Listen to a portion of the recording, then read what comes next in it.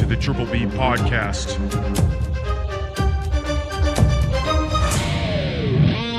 Let's fucking go. Welcome back to the Triple B podcast, Bourbon, Belts, and Blockbusters. I'm Ryan. I'm Tim. And we're coming at you with episode 20 of the podcast now, where we talk about wrestling, movies, and shows. And we talk about... Well, we drink bourbon. We drink bourbon, but we do talk about it. Yeah, we do talk about it also.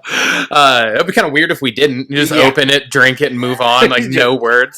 But yeah, man, kind of another little milestone of an episode. Episode 20. We've now successfully had multiple guests on back-to-back episodes, and then a half if you count my daughter on my lap. Count that as a little technically 3. 2 that actually fully... were involved in the conversation, but yeah, man. First episode without you, it was weird. Yeah, it was weird, but I know. But we got through it. I think Justin did a great job. So it was cool for me to like listen to it though. Yeah. Like it was actually kind of like I don't know when or if it'll happen, but it'll be kind of exciting for whenever it's the first time that you're not able to be there for it, and then I find somebody because like. I was stoked to just listen to it. Nice.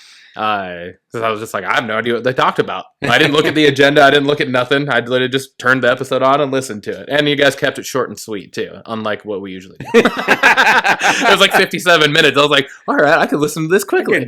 Zoom right through that. Yeah. No, dude, it was awesome. I thought it was cool to, just hear what somebody else that has been a fan of the show and also... just a fan of all of the different things we talk about in general. Yeah. Be able to come on and hold the zone. I thought Justin did a great job. So he was excited for it too. Yeah. So yeah. Cool. It's awesome, dude. Well, let's get to it, man. Right along. It's what we're here for. My cash in this week. Hell yeah, it is. Don't knock Jeff off that ladder. He looks sturdy on it. All right. We got Brown's ATB's Wine Barrel Bourbon. Ooh. So, piqued my interest. Brown is a local company here in Washington, mostly known for their wine, but they've been putting out some bourbons. And so, really excited for this one. It has the word French oak in it. So, it got me excited for that. That's French oak and wine? So my pants got tighter. It made me instantly think of our Maker's Mark for our first episode. Yeah, though that instantly made me think when you said the wine. Just the last episode I was here for, episode 18, when we had Nathan on, I talked about the Basil Hayden's that's distilled in wine casks. So and that's like one of my favorite bourbons. So nice. I'm very excited for this. Hopefully not too excited. I'm hoping I'm hoping I didn't just set my own bar too high for this and have it end up disappointing me, but it looks good. I like it, the kind of the reddish hue that it's got through the bottle. Yeah, and it has, definitely. I told you it would take a little minute to open. It has like the wax over the top. That's a nice though. That's when you know that I think we're looking good. All right. Oh yeah, that looks great. Let's get to it, man. I'm so excited. This. Yeah. Cheers, brother. Cheers, man.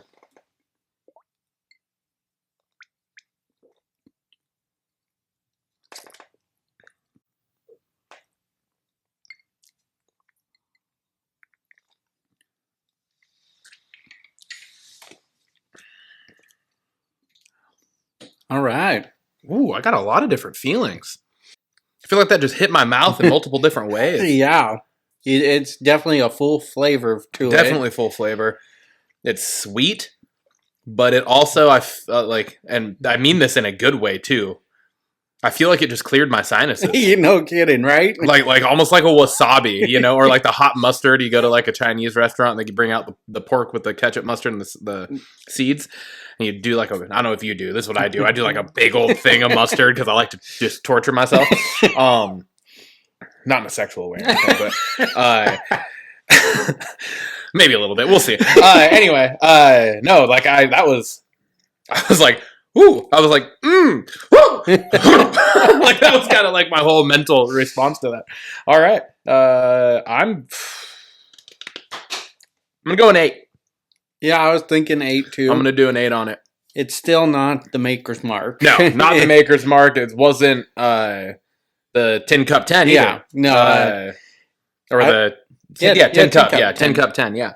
So, no, it's really good though. It is. I could definitely sit here and sip on this. But it definitely, like you said, it has everything you just said. It just starts off sweet, but then quickly just kicks you. It has a bite. Barks that bite, right? Definitely. Really like it. Like the presentation of the bottle. Yeah, it's a really beautiful bottle. This is my second bourbon trying of brown. So okay. Nice. So excited to try. I think they got a couple more, and so excited to go down the line and try them. So you've had a brown bourbon before? Yeah. How would you compare this one to that one? Well, I'm a big fan of. Which one it was? Yeah, it was like a vanilla bean one, and gotcha. It's definitely on the sweeter side, so it's easier to sip on. Like this one's gonna be a sippable one, but that one definitely, like, you can almost drink. It's like candy. Gotcha. So yeah. All right, man. Well, I don't. Did you already say where you got it?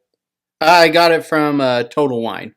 Total Wine. About price range? It was on sale, not a big sale, but it was like $45, and then add the liquor tax and everything. Yeah, so but probably walked out about like 50, 55, 60, somewhere in there. Yeah. 60? Yeah. Okay. But it Total Wine, man.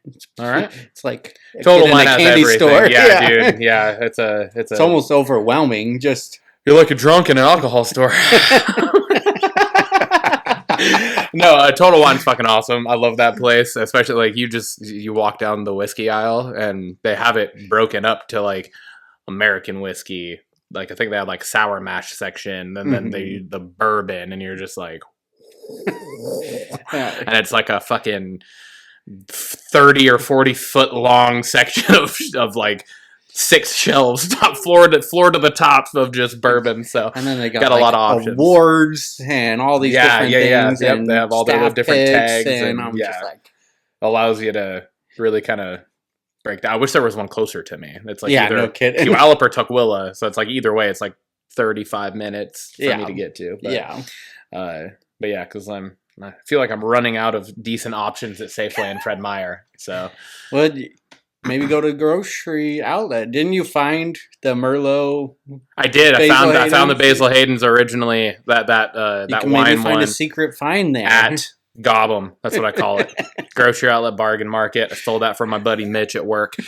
But that's what we call it now, Gobbum. But yeah, dude, hell yeah, that's good. I'm excited to keep on sipping. Sweet. We got our socials. We got at TripBpod at Instagram, X, YouTube, and TikTok. We're on Spotify, Apple, and Amazon Podcasts. And our Gmail is triplebpod619@gmail.com.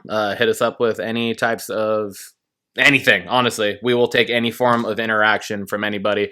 Haven't had a lot of it yet, so we're hoping we can continue to build that. Yeah, agreed. Dude, you went to Wrestle Dream last weekend. Dude. I know we kind of stopped covering AEW on the show as like a regular thing, but it's definitely worth noting and talking about for this. So, dude, it was a great show, man. It was long. Yeah. It fully went. I think we got there. It started at 3:30 and went till 9 o'clock. Holy shit! So they definitely don't waste 5.5 hour show. They don't waste your money when it comes to pay-per-view shows. Yeah, and for sure. I gotta say the finale, the Bryan Danielson losing to Jon Moxley, it took the air out of the whole arena. I've never got out of a show feeling like silent. It wasn't like usually going out of show. You're like, dude, that was awesome. What was your favorite part? It was just like, what just happened? And it was kind of cool to have that feeling. That nobody like was expecting Jon Moxley to win that, or was it just like the match itself was crazy? Or the match was crazy, but just the way it ended and just what occurred where Jon Moxley's crew, BCC, just beat down on everyone and just drew a line in the sand. Plus, it's Bryan Danielson's final match or final match of full time. He's going to retire now and go have neck surgery. And it was just like, we were so invested in the match. We're just doing the yes chants all throughout the match. And then all of a sudden it just took the air out of the arena. And wow. And like I said, never have felt that. But we had a great triple threat match between Ospreay, Ricochet, and Takeshita, and that match was incredible. It was a good night of wrestling, but just to have that feeling at the end of the show was just like, wow.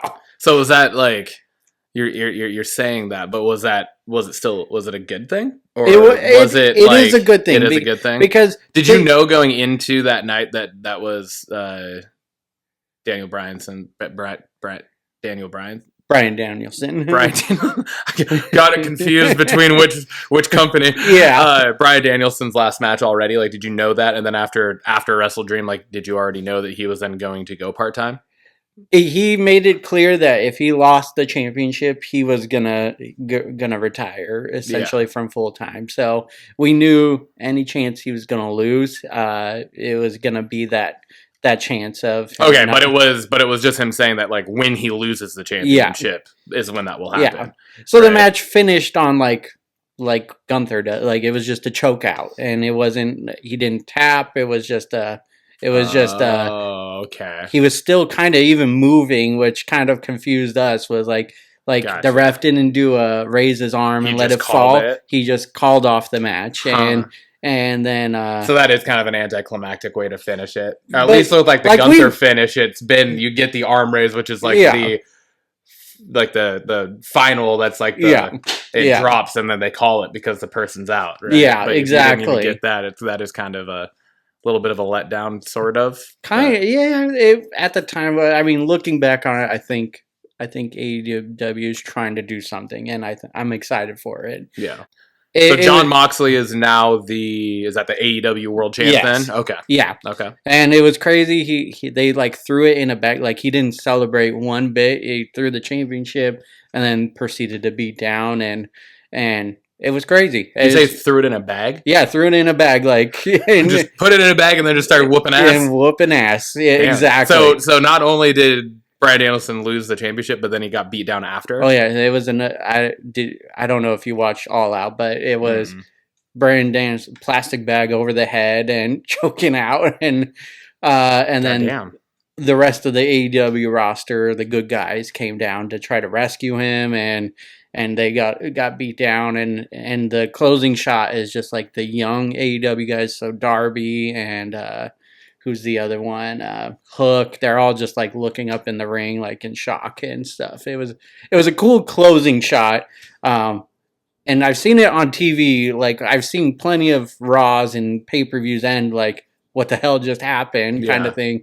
Just never witnessed it live. Yeah. And that it was cool. And going out the arena, everyone was quiet. It wasn't like this raucous leaving. It was just like, what the hell? And it was crazy. It was crazy. Yeah, that is a weird kind of environment to then be walking out, because we've now walked out together of multiple live shows. Exactly. And, that is crazy. Yeah. All right. Cool. You went hunting, man. Yeah, dude. That's why we missed you last week. So. Yeah, that's why Justin was on, was because I was up in the woods over on the east side of Washington State. And yeah, man, got to go for my first time hunting with my brother Nathan, who was on the show 2 weeks ago, which was also his first time hunting. And then our oldest brother, Jason, and then like probably one of our closest family friends, just like across all three of us, is Nick, who developed our intro song. Yeah, so a lot of connections there. But yeah, Nick and Jason have been best friends since they were in like 6th grade or something like that. They're now not to throw you guys under the bus, but approaching 40. I think that's like 37, 38 right now, somewhere in there. I helped them through Spanish class. Yeah, exactly. Tim helped them graduate high school. They would tell you that too. Yes, 100%. But yeah, so it was fun, just the four of us, like Nick's one of my brothers, as you are, and so it was just cool to be up there with the four of us.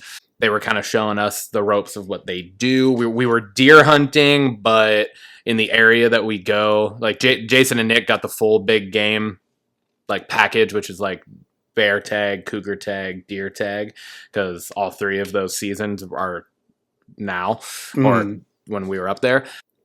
But it was like going into it, like Jason and Nick had said, like they've been coming up in that Nachis area this was their 9th year, and they've never seen a bear up there. Oh wow! They've seen cougar, they've seen wolf, coyotes are abundant, deer, elk, all sorts of small game, but they've never seen bear, and so like they had all 3, so technically they are hunting for all 3. But we were primarily up there for deer, but realistically, we're up there for them to scout elk season. Because the deer population up there is not hugely abundant. We saw a bunch of does. We saw, and it could have been the same does we were seeing each day. Like, honestly, we don't know. But like we saw, probably 2 to 4 does a day almost while we were up there over the 4 days me and Nathan were there. And then Jason and Nick came home the following day. And we saw tons of elk sign, had a little interaction in the woods with like 3 elk, which was cool. Didn't see them, but it was just like hearing them. They were kind of like I was kind of surrounded by them on like an old logging road, and there was like one down here, one in front of me, and one over here, and all I could hear was like the crunching and like they're snorting because like Jason and Nick are doing their deer and elk calls and stuff, and so it was just a cool experience. And cool thing, probably the coolest thing while we were up there was all 4 of us together up there for the first time, and we saw a bear. Oh wow! Yeah, we saw not technically shootable. It was a mom and 2 cubs, and so it's not illegal per se, but it's like highly frowned upon, right? Because it's like killing a mom and 2 cubs is no way to help the bear population continue to thrive, right? So understandably, it's not technically illegal, but it's like honestly probably should be. But it was just cool. And plus where we were at when we saw them, we were like 800 yards away. So it was like none of us are half that shot anyways. Yeah. So, but it was just cool because it was like they had never seen bear. They had literally just told me and Nathan that when we got up there Saturday. And then this was Sunday. It was the next day we're out glassing an area. And so we're just sitting on a hillside looking across the drainage in the little valley to the other hillside across from us. Just kind of what you do for part of the time is you just kind of sit there for, 2-3 hours and you're just scanning a full landscape essentially just to like wait till you see movement. Gotcha. And then if you see movement that's like legal, like if we were to see a 3-point buck or whatever, then it's kind of like, all right, now make a game plan to get over there and go start stalking, But yeah, so we saw the bear. Nick's the one that like saw it there. He was like, "Yo, something's moving over there. It's big and black." And we were like, "What?" And he goes, "That's a bear. I see a bear." It's kind of like losing our shit because especially them because they'd been up there for so long they'd never seen it, like never seen bear up there. They've seen bear tracks, bear poop, bear sign. Never actually seen a bear though, so it was cool and just the way they traversed the landscape was just like truly just like majestic because they're like elegantly clumsy. Yeah, it's kind of how I've done it because like just the way they move, you look and you're like they should be making so much noise. Just the way they're like, you're watching bear cubs like belly roll over logs and stuff. Yeah, but like if you were up close to it, you probably wouldn't even fucking hear it because they're so quiet. That's so like, crazy. But they're big and heavy, but like they make very little noise when they move through the woods. So it's just like it's really cool. Where like elk are, Jason was telling us that elk are like called like the white ghost because they're like very like light gray fur and stuff, and they'll literally just like be there and then they'll be gone type of thing because like they're gigantic. So it's like you might hear them, but you might never see them. That's crazy. Type of thing. And that's exactly what we experienced that Monday night, that last night that we were up there was like, we heard like there were 3, like I said, pretty much surrounding me. One on either side of the road and then one just off to the side of the road a little farther down from me. And I could hear all 3 of them, but I never saw any of them. Crazy. It was crazy. So it was just cool. It was a really fun experience. Got me excited to do it again next year. I'm now like making lists of like things that I need hunting gear wise and stuff that I want to get, and I'd love to get further into it and keep doing it. So nice. Yeah, man.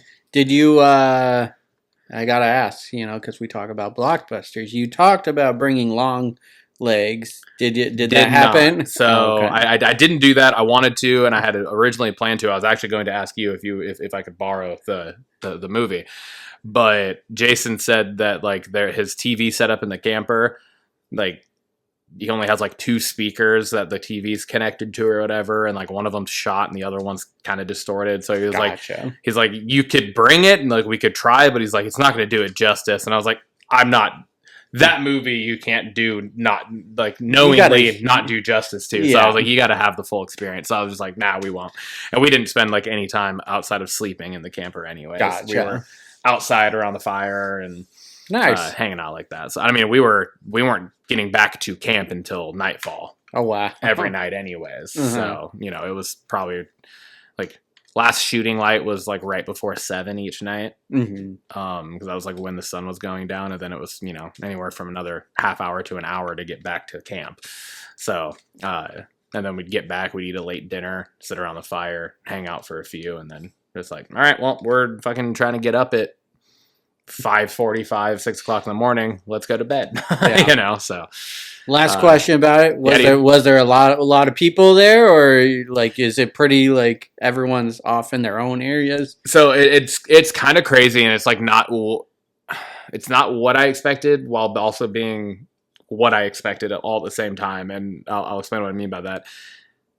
Ton of people camping up there, and like all the different, because there's sites all around like where we were camped.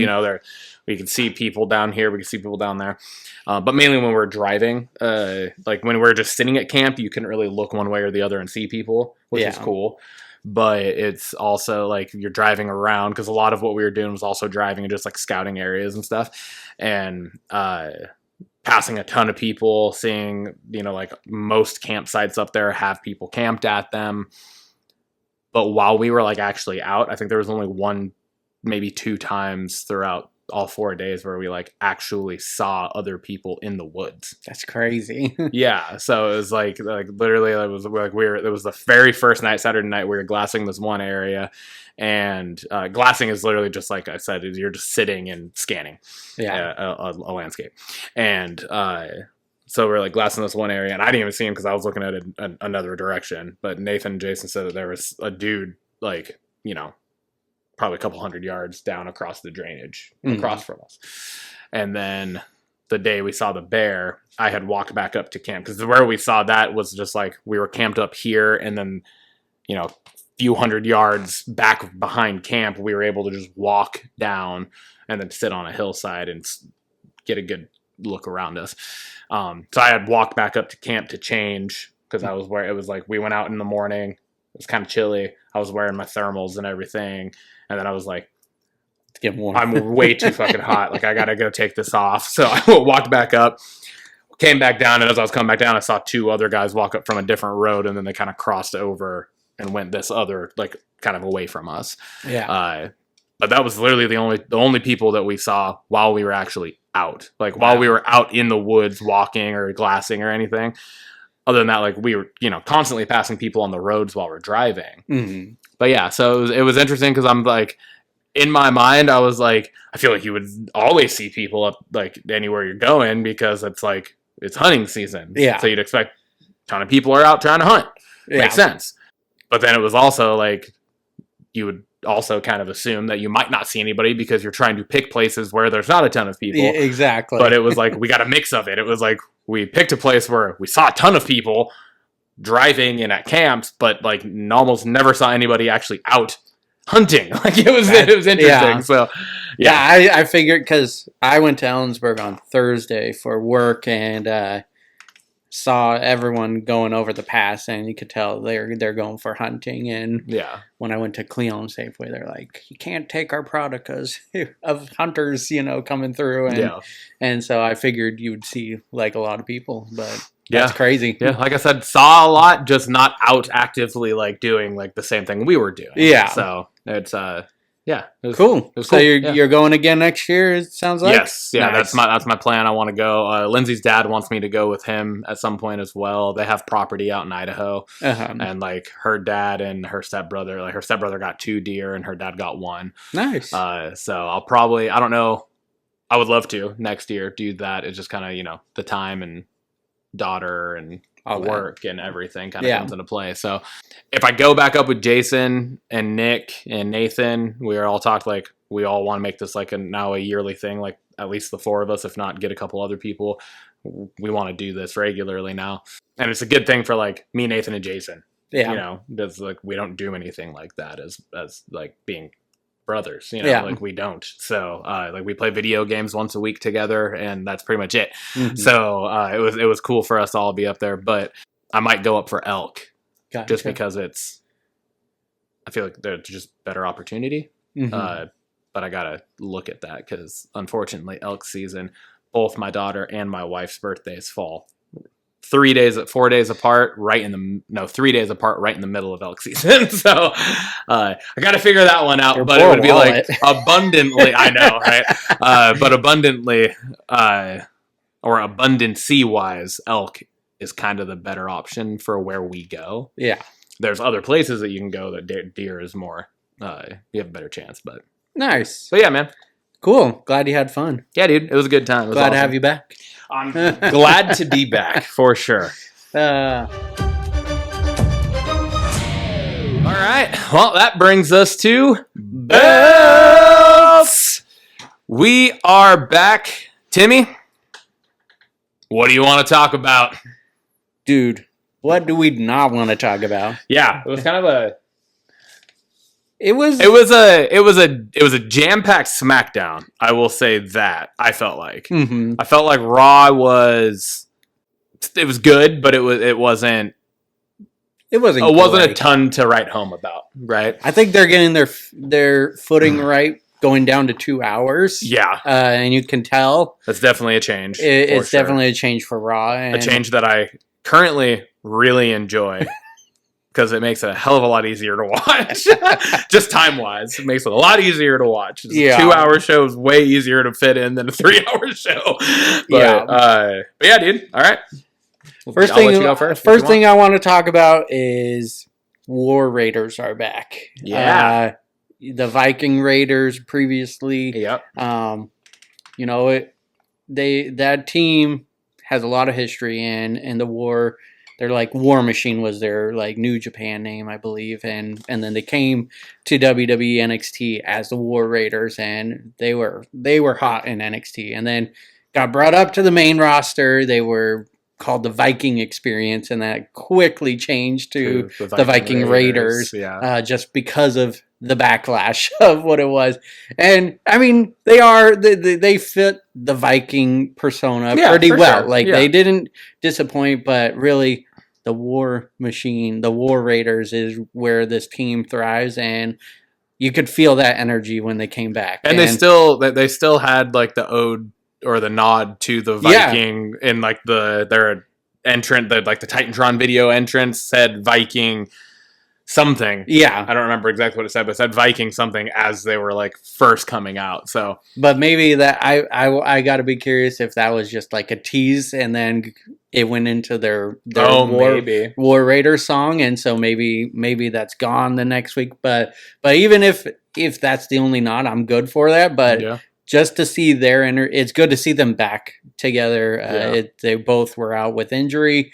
They looked hot, and we were just talking about it. The tag team division needed some revamping, and I think this team really helps out. Yeah. I agree for sure. On Raw, like we talked about a couple episodes ago, Nathan, the tag team division on Raw is, for lack of better words, subpar. Mm-hmm. It's especially now, like you have uncertainty with the New Day. Awesome Truth broke up. Other factions like the Raw tag team, the World Tag Team Championships haven't been defended, and they've only been defended once, and it's been once in like the 80-something days that they've held it now or whatever. So, and now they're finally getting a tournament going. But but still, it's kind of wild, and so I think the introduction of the War Raiders is a really solid like thing to help kind of hopefully propel that and prop that up. Yeah. That kind of actually segues perfectly into one of the things I wanted to talk about, which was on Friday Night SmackDown. We got the debut of the Motor City Machine Guns, which we already knew was coming. You and Justin talked about it last week. But that kind of is partly why I want to talk about this, outside of the fact that like they looked great. Really good intro. Debut. But I feel like the SmackDown tag roster is pretty well built. Like they have definitely way better off than Monday Night Raw. So I almost feel like the Motor City Machine Guns would have been better off going into Raw to help prop that up with like a battle with the New Day, battle with the Judgment Day, battle with the War Raiders, Otis and Tozawa, the Creed brothers, like that type of thing. Like would have been a good intro, and it would have been a better way, I think, to help prop up the Raw tag division that is definitely lacking, where I don't feel like the SmackDown one is. But at the same time, super stoked to have the Motor City Machine Guns involved in potential storylines with Street Profits, DIY, yes. Like all the A-Town Down Under, Los... God damn it. I just watched them this morning, too. Son of a bitch. But yeah, Los Garças. Yeah, Los Garças. So yeah, it's just like, I'm excited for it, but I also wonder, like, is that a potential miss to help prop Raw? I got a counterpoint, okay. and I Love it. just thought it as you were talking about it. Raw has more single stars. SmackDown, if you think about it, and what's going on there, it doesn't give a lot of time for single stars outside of the U.S. title. Out of the U.S. title, and we only see right now 3-4 people going towards that. So really, tag teams are able to shine on SmackDown versus Raw. In my opinion, I agree with you. I think Raw needs tag teams more, but it feels like there's more single stars on Raw versus SmackDown right now. So it just kind of fits. Yeah, and also, I guess, I don't know. Never mind. That wouldn't really make sense because SmackDown's always been a 2-hour show. I was going to say, maybe it also has something to do with the fact that Raw moved from 3 to 2 hours, and they they need to fit in the people that they already have that they have been fitting in over 3 hours. So I guess it does still make sense. Like SmackDown is used to only having 2 hours. Raw is kind of regathering their bearings to fit 2 hours for a short period of time, with the assumption that it's probably going to go back to 3. Or I've also read that when it does go to Netflix, that they're like, there might not be an actual like time frame. It's just going to be like one episode might be 2 hours, one episode might be 3 hours, one might be 2.5. Like nice. It could kind of do this, which could be good for the show too, because then it's like, if a match is fucking banging and they were only supposed to have 10 minutes on network, like they could come in from the back to the ref and be like, yo, give these guys extra time. You know what I mean? Like it could be like a swerve right in the middle of the match to be like, yo, you guys are cooking, fucking keep this up. Like this is awesome, So that could be good anyways. But we're getting off track there. What else you got? Braun Breaker. We 2 episodes were asking if he was going face. Then last week we talked about how he's spearing everyone. He definitely did not turn face. And then this last week I wasn't impressed with his match.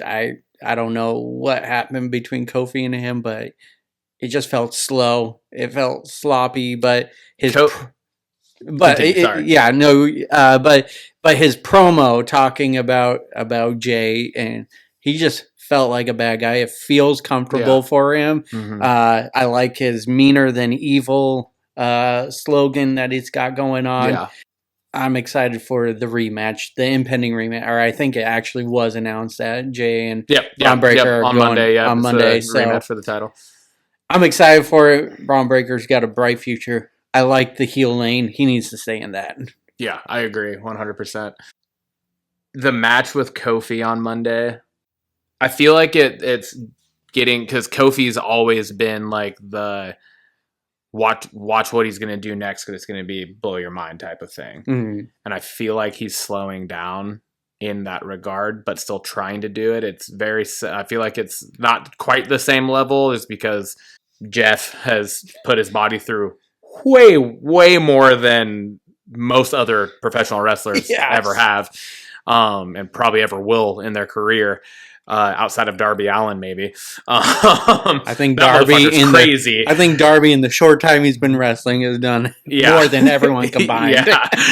But yeah, I just feel like people are always, you see videos of Jeff online doing shit, and I feel like it's not fair because you get like it's just like one clip, and then you can see other clips of him still like fucking cooking. Mm-hmm. But there's like one clip where like he hits the poetry in motion, and like it's kind of slow coming off Matt's back or whatever. Yeah, whatever. Right? It's like, yeah, dude, this motherfucker's been doing it for like 30 years, and he has put his body, literally the definition of putting your body on the line for the job. Yeah, every year, and he's only been actually injured like twice. Yeah, maybe 3 times in his entire career for the shit that he does. Like, it's really impressive.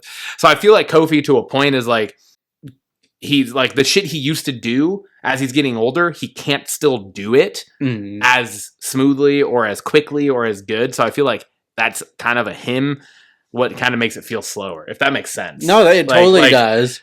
Because Braun definitely, obviously, is not the one making a match slower. No. That motherfucker is like one of the fastest dudes in the ring. And maybe that's what it was just like, I think Kofi faces a lot of people that are slower than him, and I think it's just too fast people going at it, and maybe that's what it was. Yeah, because I definitely got that same feeling. I was like the Attempted Trouble in Paradise it felt like he was moving in slow motion through the air type of thing, and it was like, and then like the final spear where he got the win. It didn't feel like it was very impactful because I felt like Kofi didn't move to the right spot. Like he was too close. It almost should have been Braun, like, should have recognized where Kofi was standing, and he should have hit this side first, then went there to get the full run at it. Yeah. But he went this side, got the full run back, but then as he came off the ropes, he essentially like hit the ropes and then had to go into the spear, and it just felt not as impactful. Yeah. I felt you. I got 2 things. I'm just going to do back to back because they're quick. Okay. Well, actually, it is technically 3. It's going to bring me into 1. The first one I want to say is really quick though. Lash Legend, dude, her finisher, was fucking dope. It's very quick. Don't need to spend a lot of time talking about it. I just wanted to point out that her finisher was fucking sweet, especially like hitting it on Piper Niven. Mm-hmm. Like, it was like a fucking like a torture rack carry almost into like a fucking like inverted DDT bulldog face plant crusher thing. Like, that was fucking sweet. Like, I thought that was super cool for I don't watch NXT regularly, so I'm sure like you've seen that finisher before. That was new for me. I haven't seen that, so that I was like, what the fuck? And I'm sure I'm not alone in that. Like, I'm sure there are plenty of wrestling fans who don't catch NXT regularly or might not know that much about Lash Legend. Impress Jade and Jakari Jackson, right? Yeah, Jakari. Yeah.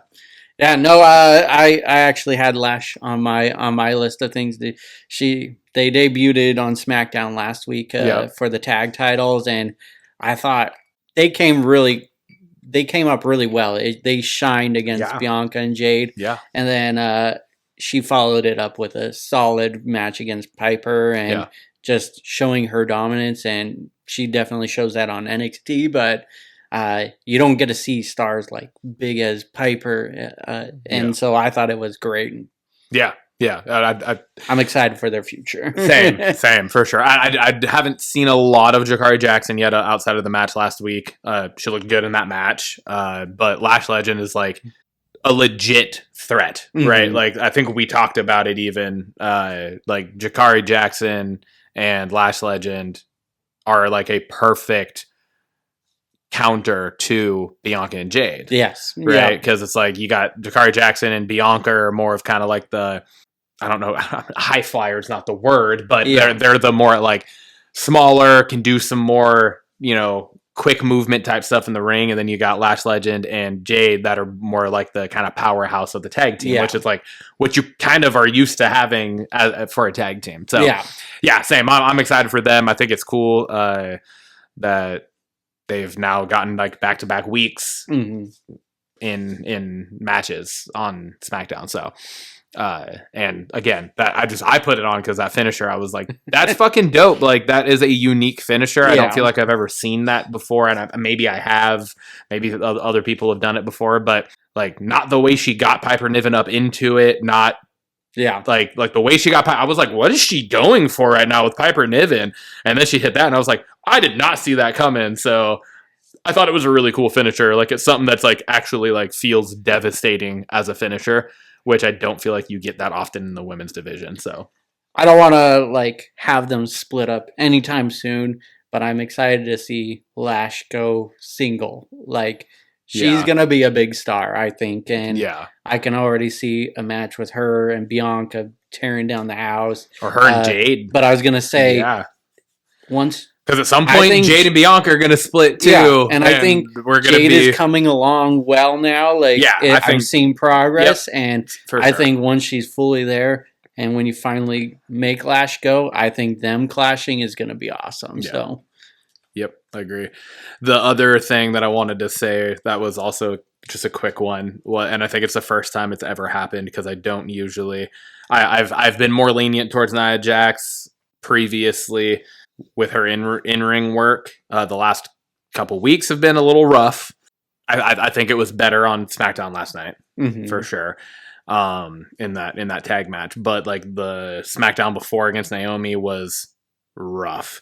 It was not a great match, and obviously at Bad Blood we've covered that. It was not great either. So, but leading up to that and prior to that, we had been like me especially had been giving Nia Jax her flowers because it was like she had been doing some good stuff. Her mic work has never been something that I've been really like a fan of. Like, it's more annoying to me. It reminds me actually a lot of Vicky Guerrero. You know what I mean? And where I'm just like, oh my God, she's talking again. It's so like, it makes me want to rip my ears off type of thing most of the time. Her interaction with Nick Aldis last night, golden, legitly made me laugh out loud when was it Candice LeRae, when they walked up and ended up being her tag team partner, and he's like, smell that? Smells like money. And she goes, that's my perfume. I know. That literally legitimately made me laugh out loud this morning. Like, I had to catch myself because Lindsay was still sleeping, and me and Lainey were out watching SmackDown, and like, I was literally like, I was like, oh shit, I gotta do, because that actually, like, that was legit funny. Like, that made me laugh. I really liked that, so I wanted to. It was so quick. I throw that out because it did not feel like that was like planned. It felt like she ad-libbed that, you know, like it was that type of thing where she just like, that's my perfume. It smells like money. That's me. Yeah. You know, so like, I thought that was really good for her character work and everything too. So that leads me into, that's the one where I said was going to lead me into one of my other things that I want to talk about was I'm really kind of torn on the women's side of Crown Jewel right now, because I don't care for the men's side. It's working out really well because both of them have essentially just finished feuds. I don't like the women's side right now because I feel like it's derailing the Rhea Liv feud, and like it's pulling from that, and that is, I would argue, that is probably the second best feud of the year next to CM Punk and Drew McIntyre is Liv and Rhea, and they have done nothing but absolute gold together in the ring, on the mics, interference in each other's matches, just trying to just wreak havoc on each other's lives. And now you're throwing in the Liv versus Nia, which is absolutely and utterly not believable of a match. But now you're getting Nia involved in like this whole weird situation. Now it feels like I'm not a fan of it. I wish that like they either would have ended the Liv Rhea feud, if then like knowing that Crown Jewel was going to put the champion versus champion type thing, and they're obviously building feud to make that interesting, but I wish it wouldn't be at the expense of, like I said, what I would argue is the second best storyline in the WWE this year. So it's funny you bring it. I didn't have the women's side of it, but I can just group this up into one topic and take it off the list is the crown jewel matches. I like what they're doing with Gunther and Cody. Yeah. It feels like a proper build. It's you're a champion, I'm a champion. We're going to see who's best. Yeah. I'm also kind of disappointed because Gunther versus Cody feels like a WrestleMania match, and I'm sure Crown Jewel is excited for it because I mean it has that feel to it. It feels like a WrestleMania match, which I'm excited for the match. It's gonna be a good one. Have no clue who's gonna come out on top on that one. I don't want to see either one lose, really. I know. Then going to your side, what you're talking about, I think this gives an easy way out where no woman is going to look weak because there's going to be interference. Yeah, I guess that's true. There has to be. And so I don't know who's going to win the match, but then I also have a problem with that too, because it's like there's going to be interference, but is all that's going to do is I feel like just farther, like say Rhea interferes and ends up costing Nia Jax. Mm-hmm. Now you're going to have Nia Jax pissed off. Like, it's not like it's just like, it's not just going to end at Crown Jewel, right? Then it's going to spill over. And that's what I'm like, I don't want that. I don't want, I want the Liv and Rhea shit to continue as it has been and keep going because it's still fucking hot. It's still burning. And it's just the added Raquel Rodriguez thing into it is like adding another layer to it. We don't need Nia involved in that. I agree. I don't know how it's going to play out, but I feel like this is going to further Tiffy and Nia developing feud, and it's going to continue to develop the Liv and Rhea side of things. And if that's how it plays out, like the whole Crown Jewel match ends, and it ends up being like what I have thought in my head, which I would be totally fucking down for, would be what if like somehow before it even happens, Tiffany cashes in on Nia, like at Crown Jewel before the actual match, and then it's Tiffany versus Liv, and Tiffany ends up winning, cashing in, winning the WWE Women's Championship and winning the Crown Jewel Championship, like all in the same night. That would be like a Jericho, dude, unification type of situation, right? Like that would be crazy. That would be wild. So like, there's certain ways that they can play it where I would be like super cool with it, but I just feel like the storyline between Liv and Rhea has been derailed slightly over now the last 2 weeks due to the fact that they're like specifically now trying to build a little bit of tension and feud between Liv and Nia. Yeah. Right. So okay, I mean, I gotta just say, I don't feel like there's a lot of drama between Liv and Nia right now. I don't. But they've both interfered in each other's shit now for the last 2 weeks. Agreed, but it's been really. I mean, Nia's side is a little weaker. She's not really feuding with anyone, but Rhea's trying to get to Liv, and it's coming at Rhea's expense. Like Nia knocked Rhea out and everything. So I still see it going in the right direction, and I think they're going to play the cards right at Crown Jewel. I hope so. To go both ways. I hope so. I really like your idea. I think my idea of with Tiffany Stratton, it would be the perfect way for her to just get on top fully. Yeah. And like I said, it would be like a new age, gender swapped Chris Jericho type winning both titles in the same night type idea. Right, yeah. Like she could win the WWE Women's and then win Crown Jewel and completely just like wipe Nia off and rub it in her face, and you know what I mean? Like, yeah, that would be kind of a cool way to do it, and then that would then start the SmackDown feud that we would need then too between Nia and Tiffany. I agree. So I think that would kind of rank up there with Seth Rollins cash in at WrestleMania. I think that would rank in one of the top. So yeah. All right. I only got one thing left that I want to talk about. So what else do you got? I got one thing before I feel like we're gonna have the same topic. So probably. And it's just kind of building off of what we were just talking about. But the whole end of Raw this past week with Nia taking out Liv and having to remind Tiffy to cash in the money in the bank was gold. It was just just took her out. Oh yeah, she starts doing the high knees. oh yeah, that's right. I was just like, come on. But then in that entire ordeal is what then led to Dom being able to save Liv. Yeah. Which obviously I feel like is just like you've said, continuing to drive that wedge between Nia and Tiffany because they're not on the same page. Exactly. Like Nia's expecting her to like take that to cash in on Liv. To probably, I would assume, her end game here would be like Tiffany catches it on Liv before Crown Jewel and expects Tiffany just to lay down and let her win the first Crown Jewel championship.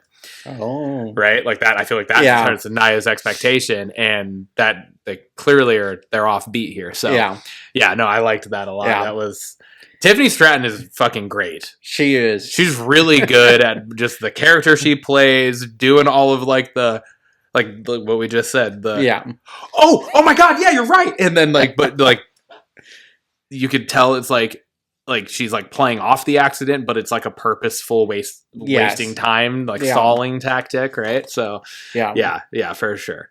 Last thing, I'm assuming it's bloodline drama.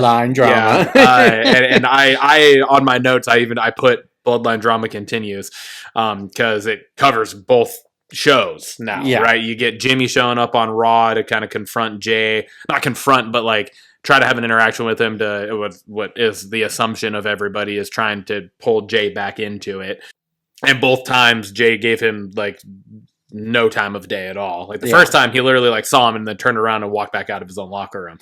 And then shortly later you see Jey Jimmy looking through doors trying to find Jey, and then Jey walks out, had a little interaction, but then Jey walks away. And then on SmackDown, you get the Bloodline starting the show, the new Bloodline starting the show, and who other to come out and confront Solo is his older brother, Jey. I was shocked. I know, me too. I was like, that's not how Jimmy's music I know, starts. that's the exact thing. I was like, ooh, so, and I was like, wait a second. Well, that's the wrong Uso. That's a wrong twin. And here comes Jey out through the crowd, confronts him, just like, yo, like, I'm not here to fight you. He says, nobody's got more problems with Roman than I do. Kind of playing the, kind of the middleman of just like, yo, like, if this is what you want, that's cool. Do it. But not the way you're doing it. Yeah. And I absolutely loved if he keeps looking at me like that, I'm gonna knock his ass out. And he like steps up to Jacob Fatu. I was like, fuck yeah, that's awesome. Mm-hmm. I love Jimmy in his own little world right now, just living it. And I fucking love it. But yeah, dude, then we get a little interaction between Jey and Jimmy and Roman, which I thought was interesting because the last time we saw Jey and Jimmy on Raw, there was no love. Yeah. And then as Jimmy and Jey get out of the car, as Jimmy and Roman get out, I'm getting all my names mixed up. So bloodline. So many of them. Tonga and Tonga. Tonga, Tama, Loa, Tonga, Loa. But yeah, as Jimmy and Roman get out of the car, you get Jey walk up, and like Jey has a smile on his face as he's looking at his brother. Yeah. Like, I was like, wait, what's going on right now? But then he looks at Roman and instantly his smile wipes off. And then he just kind of turns around and goes to walk away. Roman grabs him, tells him he's, proud of him for the IC run and whatnot. And then Jey. Yeah, that's yeet. all Jey said. Jey looked at him and said, no yeet. Turned around and walked away. Did you notice the first direction he was walking out of the arena, and then he turned and turned a different direction. Turn went the other way. Whatever. Swerved. Yeah. But yeah, and then and then you get interaction with Jimmy and Roman. God, that was so funny in the locker room where he was like, I was just trying to relax you. You're not my wife's man. I was trying to relax you. And then, yeah, he's like, I'm going to, we tried it your way. I'm going to take care of this my own way. And Jimmy, how the hell are you going to do that? I love Jimmy coming back now, like just his whole thing. It's great. But we get Roman saying that he's going to acknowledge Solo. I was like, what the hell? I know. And then we get it. We get Roman out in the ring. Here comes Solo, and they have a little back and forth, and then Roman says, "I acknowledge you." Does that make you feel better? And Solo, of course, not expectedly, says, "No, that's not good enough. You got to acknowledge me as your tribal chief, or else." And then Roman kind of explodes, "Or else what?" Blah, blah, blah. And then you get, "I knew you didn't change. I didn't change either." And you get the new bloodline dragging Jimmy all beat up out. And then a little interaction, little tussle happens. Tussle of sorts. Roman starts to get the upper hand. And then, lo and behold, Bloodline and the show. Bloodline numbers. And you get Jimmy beat down on the entrance. I really thought that before Solo hit the first spike on Roman that Jey's music was going to hit again. Yeah. Because he walked back into the arena. Yeah. He didn't walk out. I made note of him walking in. I was like, that's going to come into play later on. And I thought, I really thought we were going to get it, but we didn't. So I was disappointed at how it ended because it just felt repetitive. But I was also damn, I was expecting Jey to come out and he didn't. So it was it's a little bit more of a build, right? Yes. So he was there, and he essentially just let his brother and cousin get beat down. Mm-hmm. So, do you think? At first, I was thinking it's a for sure thing, but now, the end of the show, I'm going, I don't see how it's going to play out. But do you think Jey getting involved now, even though he's the middleman, not technically involved yet, is this going to cost him his Intercontinental title? I think so. And I think it's because of the interaction with him and the new bloodline in the ring to start. Yeah. Because Solo laid it out perfectly clear that he always has room for his brother, but all he has to do is acknowledge him. And Jey clearly did not do that. He said yeet and walked out.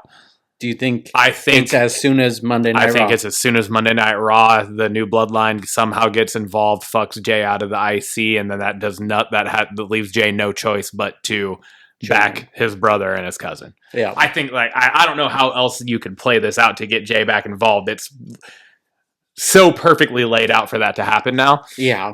So yeah, that's what I think. That's what I was thinking too. I feel like that's the only way you can drag Jey back into this right now. Yeah, is that his younger brother fucks him over, and now he feels like he has no choice but to end him. Yeah, and the only way to do that is to, Yeah, no, I 100% agree. I'm pumped about it just because it's leading to War Games. Yep. It's got to be leading to War Games. Leading to War Games, and we will be there. Yes, I agree 100%. So, but that's what I got to talk about. That's what I had too. That brings us to Banger of the Week, dog. My Banger of the Week is not it's not a match. It's we just kind of talked about it, but again, Triple H is listening to us. I feel like, but we've been hard on the tag team division, and this week felt like a shot in the arm for the tag team division. We got the War Raiders coming back. Mm-hmm. We got a tournament finally for the Raw tag on both sides. On both, we got championship implications on both shows. Mm-hmm. We got the Motor City Machine Gun. Sorry, they felt big. The entrance was epic. Yeah. I like their intro to the show, and so it just feels like we're getting a shot in the arm for the tag division this week. So for sure, that's my banger. My banger of the week is I'm just gonna sum it up with just the video production of WWE, because we've gotten some crazy dope cinematic moments, like Roman and Cody at the Georgia Tech Stadium, right? Mm-hmm. All of the Chelsea Green ones leading up to the dumpster match, right? We've gotten a lot of different cinematic type promos and stuff. The camera work for the intros to championship matches, all of that type of stuff that has been felt new and felt fresh. It kind of put a new spin on things. But then we got KO's Oh yeah. just in his car, like literally just looked like it was like him filming himself on his phone.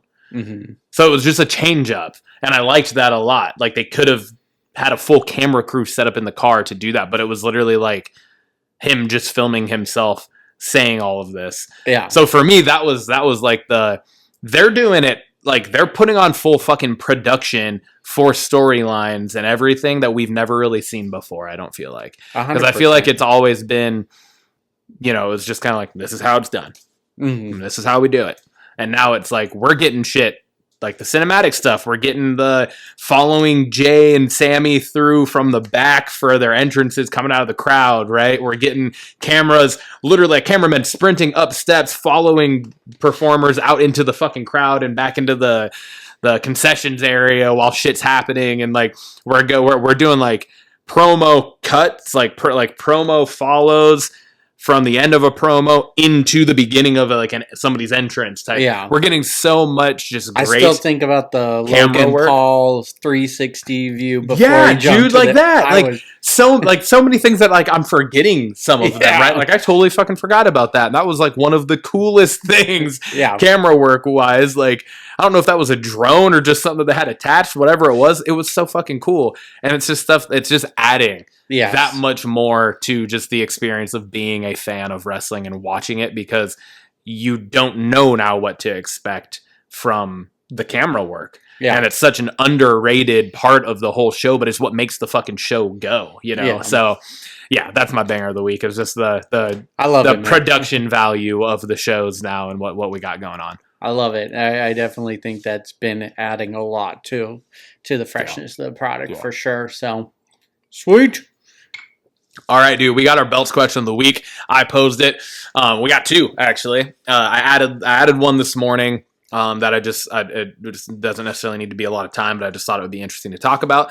But the first one is, we have more recently we've been given flowers to the women's division. I feel like more than we ever have, or outside of like the women's revolution point in where it was Sasha, Bailey, Becky, Charlotte. Yeah. Outside of that moment, like it was never in the history really ever necessarily deserved for us to be giving the flowers. And it's not necessarily on the women, was on the creative and them not using the women like they should have been. And I mean, there was a long point in time where it was the Divas division. Yeah. Right. And it wasn't the women's division. They weren't all superstars. There were superstars and then there were divas, right? So knowing all of that and kind of knowing the history of that, I wanted to just talk about, who do you think is the top female wrestler from each era? All right. And again, to refresh the eras, we have the Golden Era, the New Gen Era, the Attitude Era, the Ruthless Aggression, PG, Reality, New, and now we have the current Triple H era.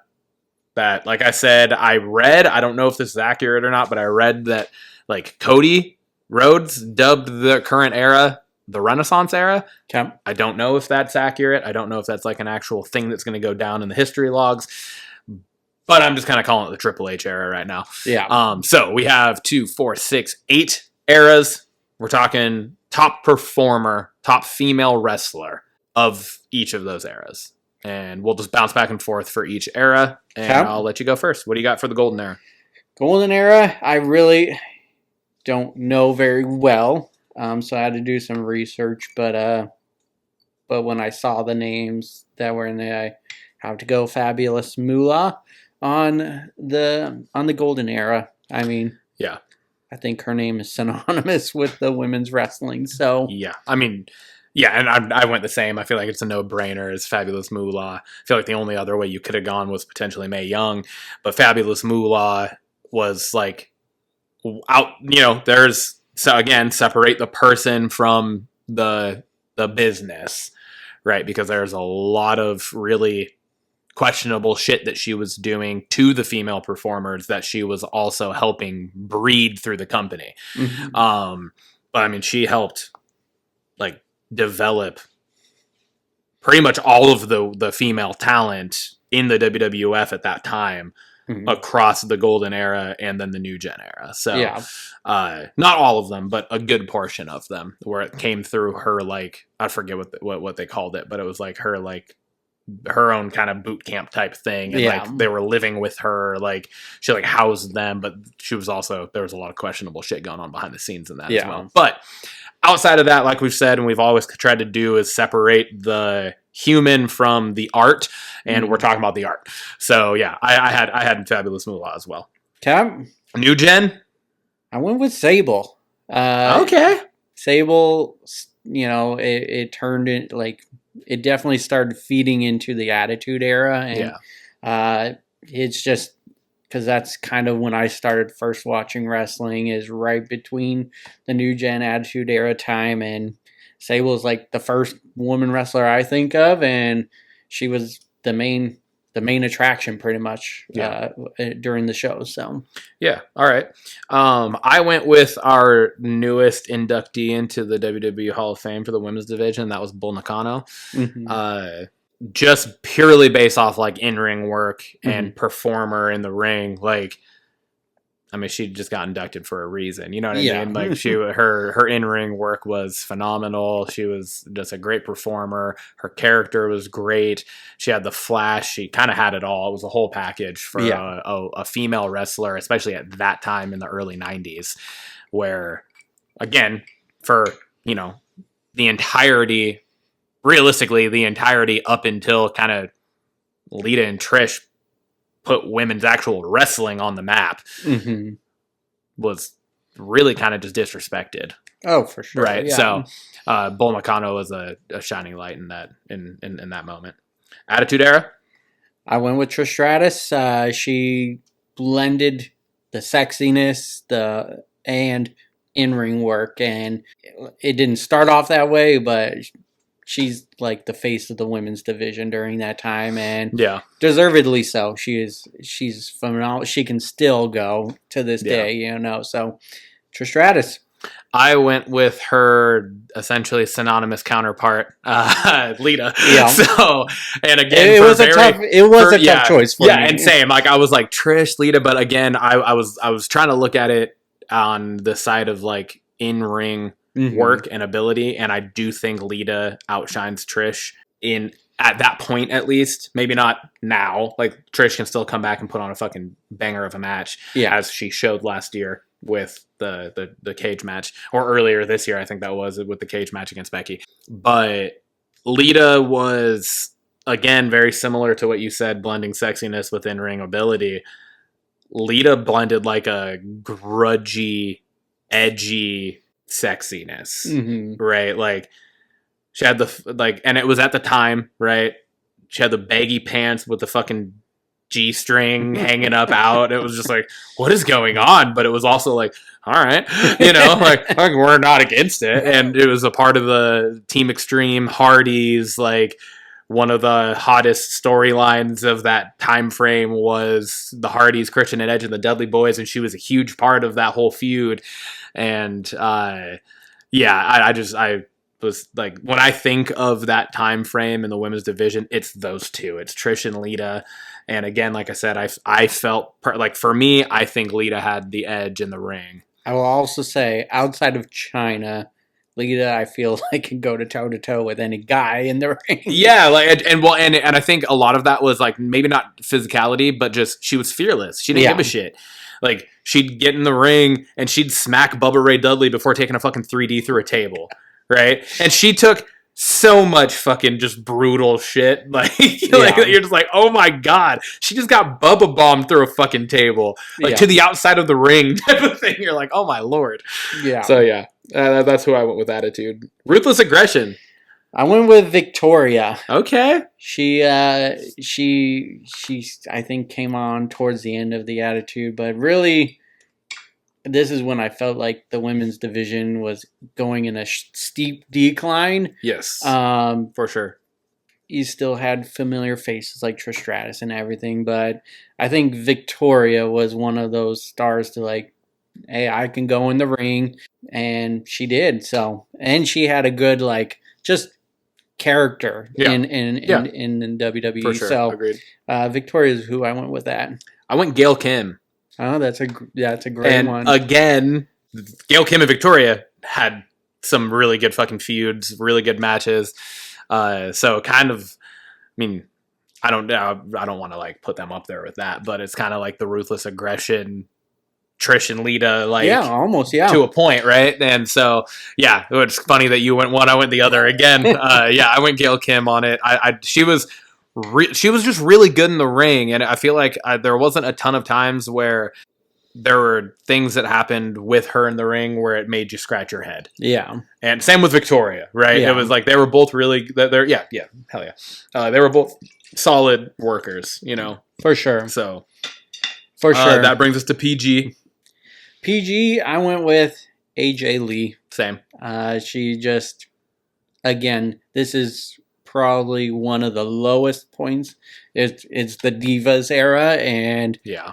AJ went against the grain and kind of brought us back to the Lita days and everything. And she, again, fits in with the guys and could go toe to toe just off of character wise and everything. You think of like some of the best storylines of that era involved AJ Lee, for sure, right? Like the Kane angle on everything, the Dolph Ziggler. The Dolph Ziggler, and there's like so many different moments involved her, and her just like her character and like her in-ring work was really good too. Like she could do all of it in the ring. Very rarely, again, I feel like for the most part, did you feel there was sloppiness and stuff? Like I felt like she was pretty well rounded in the ring, but her character on this side of it is what I was like. It was the brightest spot of the women's division at that time. Was her ability to fucking make you hate her was arguably one of the best in the history of the business for the women's division. And just like the women's division during that time really bought into the diva side of it felt very diva. All the characters were, and AJ was not that. And it was just like, and it made for fun storylines during that time. And for sure. It got me invested into the division again. Yeah. That brings us to the reality era, which may have been the lowest of lows for the... I would say this is on the rise, actually. Oh, you think this is the rise? I'm thinking... Because I feel like the reality era kind of... It was... I would agree with you that it was... It may have blended the like rock bottom with the elevation. Yes. Because I feel like this was where you kind of started to have the future stars being developed in NXT. But you also... I feel like the reality era was the epitome of the divas, if that makes sense, character-wise at least. So that was kind of that was just where I was thinking of it. Yeah. But anyways. I went with Asuka, and she did most of the reality era. She was actually in NXT. She's just incredible in the ring. She went on a Goldberg tear where she was undefeated, longest reigning NXT Women's Champion. Yeah. It was a hard choice because also this is the time when we had Bayley versus Sasha in NXT, which was incredible matches. Yeah. But Asuka was just like, she could go in the ring. She got this aura around her and gave like this beacon of hope towards the main roster. So yeah. Okay. I didn't put parameters around it, but for my own personal self when I was going through this, I was only really looking at the main roster. I didn't really look at NXT because of, I guess for me, it was more of the kind of just the fact that NXT is the developmental brand. Yeah. So I was just looking at the main roster. So in that, I went with the Bellas. Okay, yeah. Because, they were in most of the main storylines. They weren't, terrible in the ring. They were probably some of the brighter moments in the ring during that time. And they definitely... A lot of storylines involved them over the course of that period of time. For sure. And they definitely fit in well with the Divas, but quickly adjusted we're also into the women's division. In the ring side of it too, yeah. But they also kind of helped spearhead the reality era of total Bellas and total diva. You know what I mean? So it was like that I think whole. that got a lot of people into wrestling. A lot of women into wrestling. Was for the sure. Bellas for sure. One of the first things I learned about my wife was that her and her sister flew to Arizona to watch the Royal Rumble, and I think it was 2018 or whatever, because the Bellas were there, and she was dressed as one of the Bellas. That's awesome. So, like, yeah, I would 100% agree with you, because my wife is in no way, shape, or form, like, I would call her a wrestling fan, but, like, there's certain points and parts to it that she enjoys. You know? So, and the Bellas were a huge pull for her, so. Nice. Yeah. All right. That brings us to the new era. Not to be confused with the hat brand. So I went with Io Sky. Io Sky is phenomenal in the ring. I kind of with my choices, I did a little blend of who's the best in the ring, who's the best character during the time, and I gotta put Io Sky at the top. She's just flawless in the ring. Like there's no mishaps. Like it just. And then she does these like death-defying moves. It kind of brings you back to Lita doing these moonsaults off things, and Io Sky fits that for me. All right, I went with Becky. Yeah, I feel like that's like an easy go-to. She's it's one of the four horsewomen of the women's revolution, and this was also like kind of in the middle of the new era because it was 2016 to just recently, right? Yeah. That was when The Man, like her character of Becky Lynch, The Man, happened. Yeah. Which was arguably one of like the best storylines. It was like a straight up Stone Cold Steve Austin type run. 100%. Which we've never seen that type of thing before from the women's Nia division. To thank for that. Yeah. She busted up Becky real good, and that really triggered off The Man. But yeah, and it was supposed to be, it was another type of moment with as with like Stone Cold and Bret Hart, where like the when that happened, like when that turn happened, the match that she won, where that all started, was supposed to be her winning in kind of a heel turn, and it was supposed to not be celebrated, and it was celebrated by the fans, and they loved it, and then that's kind of what they kind of ran with it. So yeah, I feel like that was like to me, Becky Lynch, The Man, there's not very many other women's characters that I thought were as fucking badass or dope as that character. Because it was, and just the way she fucking carried herself, she did it so charismatically and just so well that it was kind of a defining moment in that era, I feel like. So it's a good choice. Real good choice. And then current Triple H era. I feel like we're going to be the same on this one. I got to go with Tiffany Stratton. Oh, no, we are not the same. Oh, okay. We're not the same. Tiffany Stratton is. I like that. Is new, and she's coming up during this time, and she's great in the ring. She's got this great character. Love her or hate her, she's got you feeling some way on the show, and I just, again, it kind of brings me back to Asuka, where I was excited for her as a prospect coming up, and Tiffany fits that bill. I'm really excited for how this cash-in is going to work, because she's going to be a great women's champion. So that's what I go in with. All right.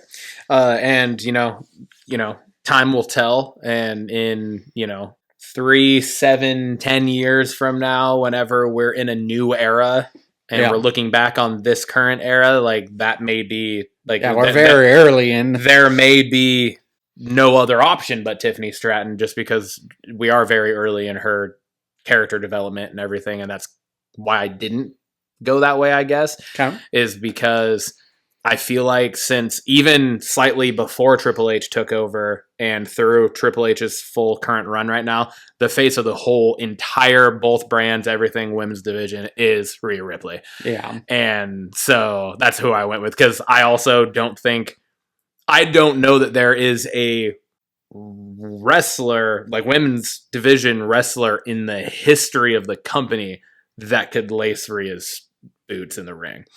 Yeah, she is one of the best to ever do it. Like, she's there's all very rarely, and it's typically not her fault if something is botched. You know what I mean? Like, it's like most everything she does in the ring is flawless.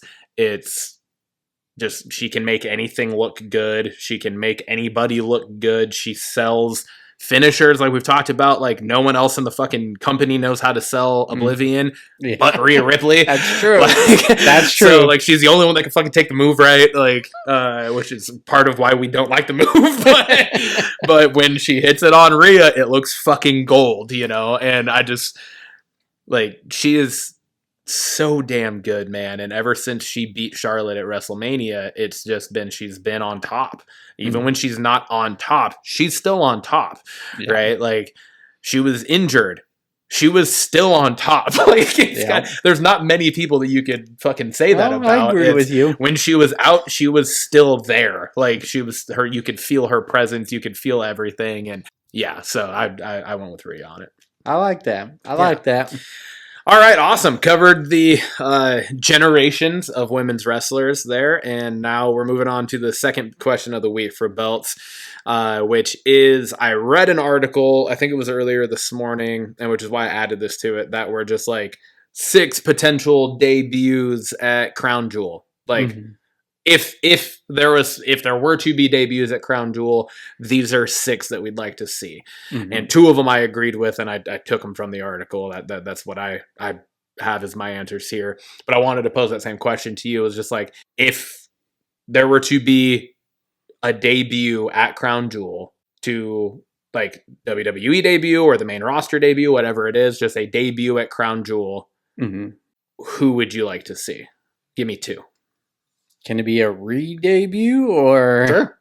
All right. Whatever. All right. Well, it was hinted on Raw twice. Beast was brought up twice. Seth Rollins. No. Brock Lesnar. The Beast Incarnate. The Beast Incarnate. Gotcha. Brock Lesnar was hinted. Oh, yeah. Because Rollins talked about how he'd slayed a beast. And Cody That's did. Right. And Cody said that too. Yeah. It was just weird that it got brought up twice in one night. That is true. I don't know. I didn't even fucking put that together. That's a good catch. I literally, that didn't even cross my mind when they were talking about, either of them said that. That's crazy. I don't know if that's hinting towards something or if personal outside issues are resolved, but I could see Brock Lesnar coming back. Okay. All right. My first one is Obafemi. I love this guy. He just lost the title to Tony D'Angelo. Yes, there's a rematch the Sunday before Crown Jewel at Halloween Havoc. Essentially, that article that I read had both Obafemi and Tony D'Angelo. Whoever like loses that match could potentially make their main roster debut at Crown Jewel, right? I think Obafemi is like instant megastar. Oh, I agree. I compared him to Brock Lesnar on last week's episode. He has the in-ring ability exponentially. He has the character. He's charismatic. He his persona is everything about what he has going on, and with that is the longest North American reign, right? It would just be like, it would be like the perfect kind of stepping stone to like let him come. Where would that happen on the show? I have no idea. Would not be able to tell you, but it would just be like, dude, get him on the main roster because he deserves that. He got an aura around him too. Yeah, and I agree. I like that idea. Second one, and we might agree on this one, but the bloodline. There's got to be some bloodline drama going down at Crown Jewel. So you've talked about him previously on the show. I'm gonna butcher his name, but Hikuleo or something. Is the other person that's I can mine as foresee. well. You're right. We are on the same page with that. In what way? In behalf of Roman and what I presume is the Usos, to evening out the odds 4-4. Okay. I think it's the other way. Oh. I think because he is not of the Anoa'i family. He is not of the actual bloodline. He is Tongaloa's brother, Tama's adoptive brother. Oh, okay. So I feel like we might be getting that. And the reason I feel like that is because of how Solo talked on last night's SmackDown, is that he made the family bigger and better and like all of that. I'm wondering if like we're going to end up with some form of crown jewel interaction between the bloodlines, and that's just going to kind of add fuel to the fire of like Jimmy and Roman need help. Yeah. You know what I mean? And that might be the way they go about it, is now you not only have the Tongans, you have the Samoan Werewolf, you have Solo, but now you also have Hikuleo. That's now you got 5-on-2, and now it's like you're building towards War Games. Yeah. With a 5-on-5 War Games match, but you're also like really just reaffirming you guys need help in this situation. Where do you go for that? I don't know, but so you bring in Jey, you bring in The Rock, maybe Zilla, and Zilla, and then I mean Zilla makes sense. Yeah, he's Umaga's son. It would also make sense because he's Umaga's son, and Solo stole his entire fucking everything, kind of, right? Like, yeah, the move, all of it. So I don't know. It's interesting. It's good. I feel like it's so great just because like this has been so fucking long, but we're still so goddamn invested in it. Exactly. Like, fuck. Like, how are they so good at this? Exactly. All right. Sweet, dude. That brings us to Blockbusters. We got a handful of things to talk about today. Very first one, we're talking about The Monkey. Mm-hmm. We'll talk synopsis first. The synopsis of this is: after stumbling upon their father's vintage toy monkey in the attic, twin brothers Hal and Bill witness a string of horrifying deaths unfolding around them. In an attempt to leave the haunting behind, the brothers opt to discard the monkey and pursue separate paths over time. However, when the inexplicable deaths resurface, the brothers are compelled to reconcile and embark on a mission to permanently eliminate the cursed toy. This movie stars Theo James as the twin brothers Hal and Bill. It also stars Tatiana Maslany, who we also have a connection with through She-Hulk in the MCU, and Elijah Wood, who famously played Frodo in The Lord of the Rings. The source material of this, and I think this is actually really interesting, I would argue now at this point, after some of the transpirings over the last couple months for us, are like three of the kings of horror, almost. And that's, the source material comes from a Stephen King book. It's a short story, actually, from 1980 called The Monkey. So Stephen King, probably the king of horror. The king of horror. Like the god of horror, honestly. He is fantastic, and everything he does has pretty much been amazing. James Wan is producing Conjuring Universe, among multiple other things. I think he's produced so many things, been a part of so many horror films, and not even just horror films, but other stuff as well. And this movie is being directed by Oz Perkins, who just over summer had probably what's going to go down as the year's best horror movie in Longlegs, what we talked about on the show as well. So, directed by Oz Perkins, produced by James Wan, based off of a short story written by Stephen King. Yeah. Fuck me. Dude. It's going to be great. It releases February 21st, 2025, and there was actually an interesting, which I think the trailer kind of alluded to this. Excuse me. But there was an interesting quote from Elijah Wood, actually, in an interview about this, that said that Perkins has essentially created this beautiful dark comedy. Okay. And I think, like I said, I think the trailer, if you watched it, does kind of allude to the fact that it isn't just your straightforward horror movie, but there are some other elements to it as well. So I thought that was really interesting, and I'm after watching the trailer, I'm really excited for this. So Yeah, after seeing the trailer, I too, I did not know this was turning into a movie, but just you got the creepy monkey toy, like it pops up in a lot of horror movies. Yeah. It's got the symbols. Yeah, it just looks like off the wall crazy Yeah. movie just off of the clips in the trailer. So Yeah. really excited for this one. For sure. That brings us to The Day of the Jackal. This is a show coming out on Peacock. The synopsis for it is: the Jackal is an elusive assassin who makes his living carrying out hits for the highest fee. He soon meets his match in tenacious British intelligence officer who tracks him down in a thrilling cat and mouse chase across Europe. This stars Eddie Redmayne, who has been in a ton of stuff, but I primarily know him from the Fantastic Beasts franchise. Mm-hmm, yeah. He played... do you remember the character's name? I can't off the top of my head. I He was the main character yeah. in the Fantastic Beasts franchise, the Harry Potter prequels.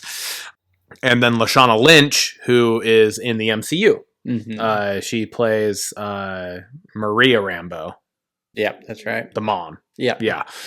Maria Rambeau. It's based on a book of the same name by Frederick Forsyth, and it premieres on Peacock on November 7th.